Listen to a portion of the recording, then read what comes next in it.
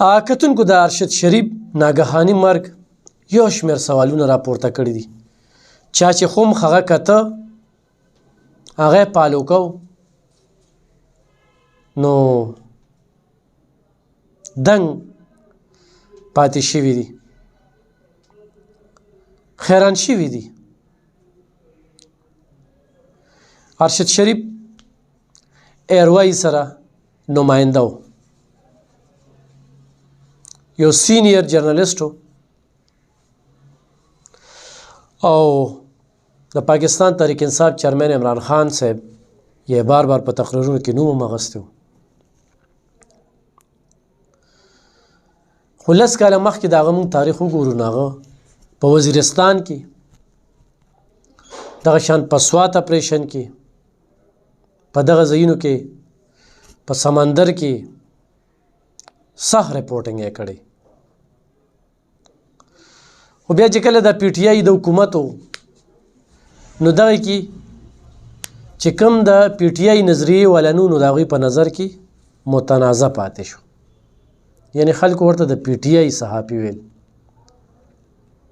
ظاهره خبره دلته کې چې د چا صفت کې د هغه دپاره بخي او چې د چا صفت نه کې هغه به د باندې د لیپاپې لیبل لګوي. او په دې ملک کې خو یو خو د پی ټی آی څو صحافیانو سپاتې دي لکه نومونه چې اخیستل کېږي، نو بل خو د پی ډي ایم صحافیان او بل خو د ملک صحافیان، درې قسمه صحافیان مخې ته راځي. خو دوی پکې دومره جوړ تلي وو چې د هغې په وجه باندې بیا ډېر زیات متنازع شو او بیا ډېر کیسونه پې جوړ شو او بیا پکې بهر ملک ته لاړ.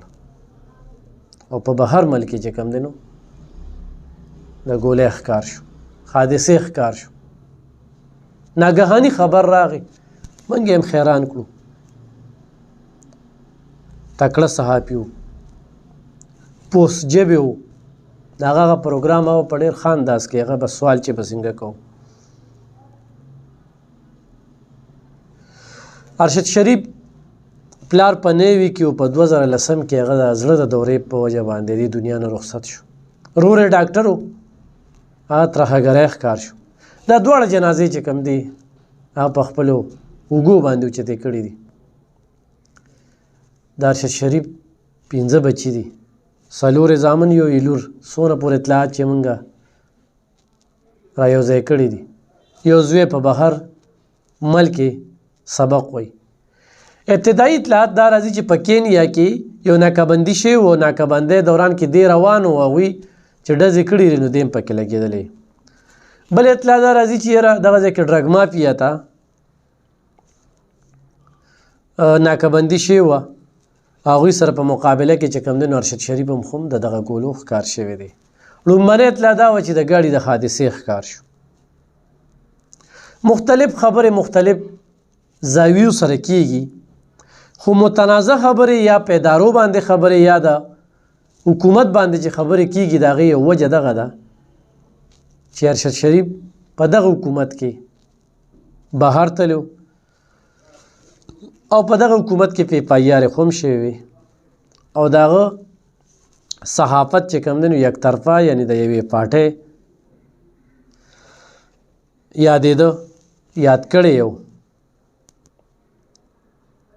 د دې په وجه باندې دا نن چې خبرې راځي پی ټی آی والا په حکومت الزام لګوي.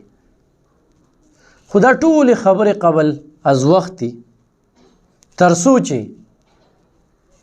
حکومت واضح موقف نه ورکړي، د کینیا د حکومت سره رابطه نه وي کړې. هغوی دا مخال وایي چې موږ تحقیقات روان کړي دي چې ارشد شریف څنګه ولګېده او چا ویشت. خو موږ د حکومت نه دا غوښتنه کوو چې زر تر زره د خپل ملک ته روړل شي، چې مور او بچي او خپل رشته دار هغوی یې دیدار وکړي او دلته کې خاورو ته وسپارل شي. ارشد شریف یو تکړه صحافي و. پرون یا بل پرون یو ټویټ کړو توشخانې والې سره ما کتلو، تاسو نظر هم تیر شوي وي. نن من کې نشته، نن د دې دنیا نه لاړه. د دنیا دغه ساعتونه دي، ارماني دنیا ده، هر څه پاتې دي. ارشد شریف یو ځوان و، پړه به ډېر خواهشات، ډېر ارمانونه. خو بهرحال ښه رپورټینګ یې وکړو، تاریخ په پاڼو کې خپل نوم ولیکه او د تاریخ په پاڼو کې به هغه ژوندی وي. الله پاک دی هغه ته جنتونه نصیب کړي او الله یې دا خانه د الله صبر ورکړي.